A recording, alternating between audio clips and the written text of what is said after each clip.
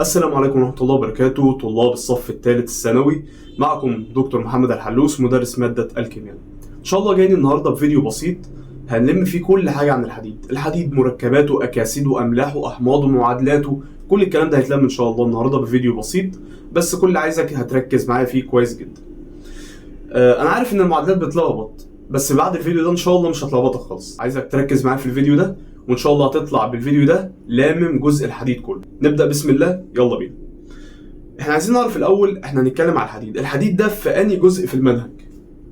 انا بادئ معاك خالص اهو من البدايه خالص. الحديد ده اخر درسين في الباب الاول، خلاص؟ يبقى انا اخر درسين في الباب الاول بتكلم على ايه؟ على الحديد عندي. نبدا بقى، سيبك من اللي انت ذاكرته خالص، ابدا معايا على الابيض خالص. بينقسم عندي الحديد لحاجتين. اول حاجه الحديد، تاني حاجة مركبات الحديد. يبقى أنا أول حاجة عندي الحديد ومركبات الحديد، دول الدرسين بتوعي. أول درس اللي هو الحديد، تاني درس اللي هو مركبات الحديد. الحديد ده أنا هتكلم في إيه؟ في أول درس هتكلم في إيه؟ هتكلم على الحديد صورته العادية اللي هي الاف اي فقط. هدرس الاف اي بيتفاعل مع مين؟ سواء بقى أملاح، قواعد، فلزات، لا فلزات، ميه، بخار، ماء، الكلام ده كله. يبقى هدرس ايه؟ الحديد اللي هو اف اي فقط. خلاص؟ ده الدرس الاول. الدرس الثاني هدرس مركبات الحديد بيبقى عندي في كذا صوره، اللي هي اف اي او، اف اي 2 او 3، اف اي 3 او 4. ده طبعا مركبات الحديد مش هنتكلم عليه دلوقتي. احنا دلوقتي هنتكلم على الحديد اول حاجه. خلاص؟ يبقى ده كده هيتاجل لان ده الدرس الثاني. احنا هنتكلم اول حاجه على ايه؟ على الحديد في صورته النقيه. الحديد ده يا مستر هيطلع لي 4 نقط. 4 نقط. هتكلم في الحديد ده 4 نقط. 2 3 4. ده خلاص بقى سيبه دلوقتي.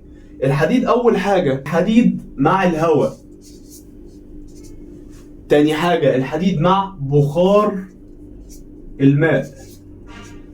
تالت حاجه الحديد مع اللافلزات. رابع حاجة الحديد مع الأحماض. يبقى أنا أول حاجة في أول درس اللي هو الحديد اللي هو هتكلم فيه في صورته العادية فقط، هتكلم مع الهواء، مع بخار المية، مع اللافلزات، ومع الأحماض. تعال نمسك واحدة واحدة ونشوف. أول حاجة الهواء. تعال نشوف أول معادلة عندي. يبقى أنا هتكلم مع الاف اي مع إيه؟ مع الهواء. يبقى اف اي زائد الهواء عندي ايه؟ O2 اللي هو الاكسجين بتاعي عادي، هيطلع لي ايه؟ اف اي 3 O4. يبقى اول حاجه الاف اي مع الO2 اللي هو الهواء هيطلع لي اف اي 3 O4. ده حاجه اسمها ايه؟ حاجه اسمها المجناطيد. دي من مركبات الحديد هنسيبها دلوقتي. تعالى نوزن المعادله ونشوف. الاف اي طلعت ب3 يبقى احط هنا 3. الاو 2 طلعت بكام؟ طلعت ب4 يبقى هضرب هنا في 2. 2 في 2 ب4، طلعت ب4. يبقى دي كده المعادله بتاعتي مظبوطه. يبقى دي اول معادله عندي. الاف اي بيتفاعل مع الهواء الجوي يطلع لي المجناطيد او الاف اي 3 او 4 اكسيد الحديد الثلاثي. يبقى ده كده يا مستر ده اول معادله اللي هي معادله الاف اي مع الهواء. خلاص؟ تاني معادله يبقى احنا كده فاهمينها ماشيين ازاي. الاف اي برضو بتاعي انا لو حطيت بقى اف اي 3 ولا او 4 ولا اي حاجه، الاف اي النقي بتاعي هيتفاعل مع مين؟ مع بخار الميه زائد ال H2O. ده بخار الميه هيطلع لي ايه؟ اف اي مع ال H2O هيطلع لي اف اي 3 O4 زي اللي فوق زائد ال H2 بخار الهيدروجين بيتصاعد. يبقى نفس المعادلة ولكن ال H2 تصاعدت وال O تفاعلت مع ال E زي اكنها فوق وطلعت لي نفس المركب اللي هو المجناطيد. يبقى تاني جزء عندي ان ال Fe بيتفاعل مع بخار المية هيطلع لي المجناطيد زائد ال H2 بيتصاعد. خلاص يبقى احنا خلصنا الهواء، خلصنا بخار المية. ال Fe مع الهواء اللي هو الاكسجين، وال Fe مع بخار المية اللي هو ال H2O. كل اللي هنا طلع المجناطيد وهنا بس الهيدروجين هو الايه؟ هو اللي بيتصاعد. تالت حاجة معايا دي اللي هنقف عندها شوية، هي ورقم 4. الحتة دي هي اللي بتلخبط الطلاب. طب ليه بتلخبط الطلاب؟ عشان ما يعرفش ايه الفلزات، مرة واحدة يلاقي طلع اكسيد حديد 2 مره واحده طلع اكسيد حديد 3، ما اعرفش. احنا هنعرف دلوقتي بنقسمها على حسب ايه. الفلزات والاحماض هم دول اللي ايه فيهم لعب شويه، ما فيهمش لعب ولا حاجه. كل اللي احنا هنعمله في اللافلزات دي هتنقسم تحتيها لحاجتين، نخليها هنا اللافلزات خلاص والاحماض. اللافلزات في منها قوي وفي منها ضعيف، والاحماض في منها مركز وفي منها مخفف. ما تدينا مستر مثال على اللافلزات ومثال على الاحماض نشوفهم. اللافلزات زي مثلا ايه؟ الCl، البي ار، البروم، اليود، وهكذا. في منها قوي في منها ضعيف. طب الاحماض تعالى ناخد مثال. الاحماض في منها مثلا زي ال HCl، زي ال H2SO4 وهكذا. بص يا ابني هقول لك القاعده الذهبيه من الاخر. انت اللافلزات دي قلنا في منها القوي وفي منها الضعيف. احنا ايه اللي بيلخبطنا هنا؟ ان ساعات الاقي اكسيد حديد 3 طالع، ساعات الاقي اكسيد حديد 2 طالع. لا ركز معايا في دي. انا في اللافلزات وفي الاحماض. القوي في اللافلزات، القوي هو اللي هيطلع لي اكسيد حديد 3، اكسيد حديد 3، والضعيف هيطلع لي اكسيد حديد 2. سهله كده. القوي هيطلع 3، الضعيف هيطلع 2. هناخد معادله دلوقتي ونشوف معادله من عندكم طبعا. هنسيب دلوقتي الاحماض نخلص اللافلزات الاول. يبقى دي تالت حاجه اللافلزات. خلصنا الهواء وخلصنا بخار الميه، واظن سهلين لان اللي بيطلع المجناطيد خلاص، ومفيش غير في بخار الميه ال H2 طالما دخلت هتطلع H2A بخار بس كده. يبقى انا في تالت حاجه دلوقتي اللافلزات ورابع حاجه الاحماض. هندخل دلوقتي في اللافلزات. اللافلزات قلنا في منها قوي وفي منها ضعيف. القوي هيطلع لي 3 والضعيف هيطلع لي 2. تعالى ناخد مثال. اول حاجه تعالى ناخد مثال على القوي. اول حاجه مثال اهو Fe. انا بتكلم دلوقتي فين؟ في الدرس الاول الحديد. ماليش دعوه بمركبات الحديد. يعني انت عمرك ما هتلاقي معادله حاططها لك في الفيديو ده ب Fe2O3 مثلا. لا كل معادلات Fe بس. فالFe عندك هفعلها مع لافلز قوي. زي ايه لافلز قوي؟ خدناها في الباب الاول، خدناها في الجزء الاول من الباب الاول مثلا. زي ايه؟ زي صلي بينا على النبي عشان الفيديو وقف. وهندخل على اللافلزات. سيبك انا شرحتها بس ندخل عليها تاني، سيبك منها خالص. اللافلزات احنا اتفقنا لغايه دلوقتي ان هي في منها القوي في منها الضعيف. الاحماض في منها المركز وفي منها ايه؟ المخفف. خلاص تعالى يا باشا ندخل واحده واحده. يبقى ده كده الدرس بتاعنا. اللافلزات خدنا عليها اول مثال ده قوي. كان ايه عندي من غير ما تبص اهو؟ كان ايه عندي من اللافلزات القوي؟ اللافلزات اللي هي زي الاملاح مثلا. كان ايه عندي قوي؟ جدع وسمعتك اللي بتقول كلوريد ده لافلز قوي. طب والحديد؟ الحديد فلز. فاللافلز مع الفلز يطلع لي املاح. سيبك ما تدخلش نفسك، مش عايزك يا عم تراجع دلوقتي، خليك معايا في الدرس ده. يبقى انا اول حاجه الحديد اهو Fe مع الCl تفاعل مع اللافلز قوي. ده مثال. Fe مع الCl طلع لي FeCl3 اللي هو الحديد ايه؟ حديد 3 اهو. وبعد كده وزنت المعادله، حطيت هنا 2 3 2 وزنت المعادله تمام. يبقى انا طالع عندي كام؟ عندي حديد كام؟ 3. خلاص ده كده في اول حاجه اللي هو مثال على اللافلز القوي. يبقى انا بتتقسم عندي على حسب قوي او ضعيف. اللافلز مثال على الضعيف. اللافلز الضعيف Fe مع الاس. الكبريتيد ماله؟ فلما يبقى ضعيف يبقى يطلع لي حديد كام؟ 2. يبقى Fe مع الاس. هل يبقى Fe2S3؟ لا، عشان هو ايه؟ حديد 2 مش حديد 3. خلاص مش عايزها حفظ، هي تبقى فهم. لافلز ضعيف يبقى Fe S فقط. خلاص يبقى ده ضعيف طلع لي ايه؟ حديد 2. وكده خلصنا ايه؟ اللافلزات كلها. شكرا. يبقى انا كده خلصت اول 3 في الدرس الاول. متبقي لي حاجه الاحماض. يبقى انا كده الدرس بتاعي خلص، الدرس اللي هو كله حفظ. ندخل على الاحماض بقى بتاعتي. الاحماض احنا اتفقنا يبقى عندي حمض مركز كونسنتريشن بتاعته عاليه وحمض مخفف. خلاص تمام كده.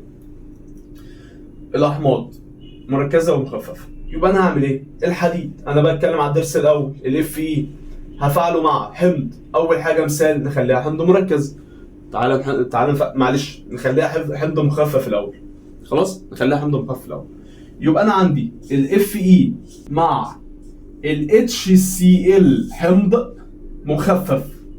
خلاص هيطلع لي ايه بقى؟ المخفف على الهادي هيبقى ايه؟ على الهادي الاف اي تاخد السي ال تبقى ايه؟ اف اي سي ال 2 كلوريد حديد 2 زائد الاتش خلاص تبقى لوحدها يتصاعد غاز الهيدروجين 3 ب 2 احط هنا 2 سي ال 2 سي ال 2 يبقى انا كده دي المعادله بتاعتي. يبقى انا في حاله الحمض هيجي يقول لك في الكتاب هيجي يقول لك يتفاعل الحديد مع حمض الهيدروكلوريك المخفف مكونا عندي كلوريد الحديد المخفف ويتصاعد غاز الهيدروجين. طب ليه احفظها؟ طب ما انا ممكن افهمها. الحمض عندي مركز او مخفف. الحمض المخفف اهو يتفاعل الحديد مع الهيدروكلوريك حمض الهيدروكلوريك المخفف يتكون ايه؟ الاف مع السي ال تبقى اف سي ال 2 كلوريد حديد 2 مخفف على الهادي زي دي زائد الاتش 2 يتصاعد.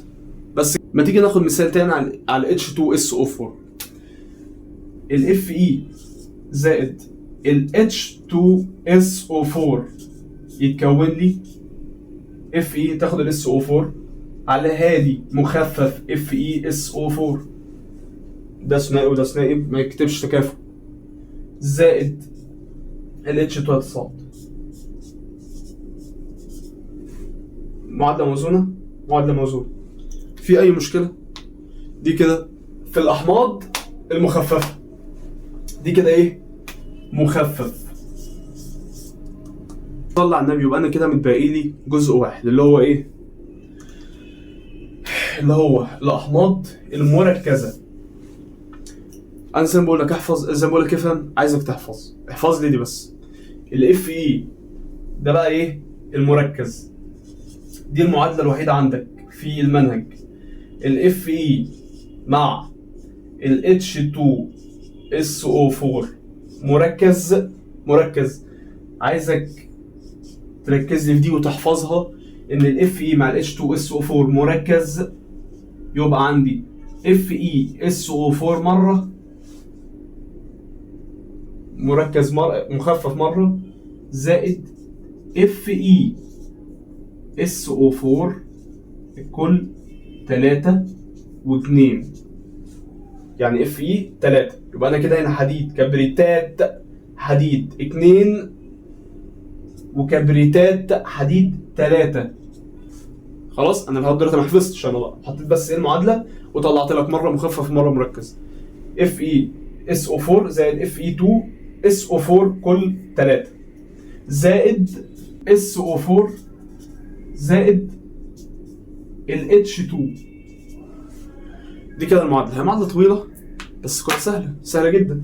ال Fe مع ال H2SO4 طلعت لي مره كبريتات حديد 2 كبريتات حديد 3 وتصاعد عندي ال SO4 وتصاعد عندي ال H2. ده في حاله الحمض المركز. طلعت لي عندي المعادله دي. تعالى نوزن ونشوف. والله كنت حافظها وانا في ثالثه ثانوي. هنلعب بخطه 3 8 8 4 3 8 8 4 3 8 8 4. اوزن لي كل ده هتلاقيه موزون. المعادله بتاعتي موزونه. كده احنا خلصنا الدرس الاول في الحديد. الدرس مش هيكمل 10 دقايق معاك. بيتركز على 4 حاجات. الحديد فيه بيتفاعل الحديد، يبقى انا بتكلم عن الحديد فقط غير مركبات الحديد. بيتفاعل مع الهواء مره، بيتفاعل مع بخار الميه مره، بيتفاعل مع اللافلزات مره ومع الاحماض مره. اتفقنا ان اللافلزات في منها اللافلزات القويه والضعيفه، والاحماض في منها المركز والمخفف. وجربنا وعرفنا ان اللافلز القوي بيطلع لي حديد 3 واللافلز الضعيف بيطلع لي حديد 2 وهكذا. في الاحماض حمض HCl مخفف طلع لي حديد 2 كلوريد حديد 2، ولو بروم هيبقى بروميد 2 برضو. وال H2SO4 برضو مخفف طلع لي حديد 2 كبريتات حديد 2. والمركز هو الوحيدة اللي قلت لك فيها حفظ حفظ ايه؟ حفظ بس الاتزان بتاع المعادله 3 8 8 4. انما عدا ذلك طلعناها الاف اي مع الاتش 2 اس او 4 مره طلعت لي ثنائي وثلاثي وتصاعد الاس او وتصاعد الهيدروجين. كده ولله الحمد احنا كده خلصنا اول درس اللي هو الحديد. هيتبقى لي اخر درس في الباب الاول اللي هو مركبات الحديد بتاعتي، اللي هو بقى هتنقسم لثلاث حاجات وايه هنشرحهم في الفيديو القادم. المهم اول درس يبقى اتفهم معاك، مش لازم احفظه، لان طبعا في الكتاب عندك هيقول لك ايه تفاعل الحديد، يتفاعل الحديد مع الهواء ينتج عندي الاف اي المجناطيد والهيماتيد، الكلام ده كله مش لازم احفظه. انا احط في دماغي الخريطه الذهنيه دي، الاربع توبكس الرئيسيين، الاربع عناوين الرئيسيه، الهواء، بخار ميه، لافلزات، احماض، وبس. دول هم اللي بيتقسموا لافلزات لقوي وضعيف، الاحماض لمركز ومخفف، وبس. وبتعامل انا بحط المعادله بتاعت الاف اي وبتعامل، وفي الاخر بوزن المعادله. الموضوع مش مستاهل يعني. يا رب تكونوا استفدتوا من الفيديو ده، فيديو اول جزء من الحديد. ان شاء الله الجزء الثاني هينزل قريب، ممكن بكره او بعد بكره بالكتير، ويبقى احنا كده لمينا معادلات الحديد اللي معظم الناس بتتلخبط فيها. ولو ان شاء الله الفيديو عجبك اعمل اشتراك ولايك ما تنساش، والسبسكرايب بتاعك الجميل.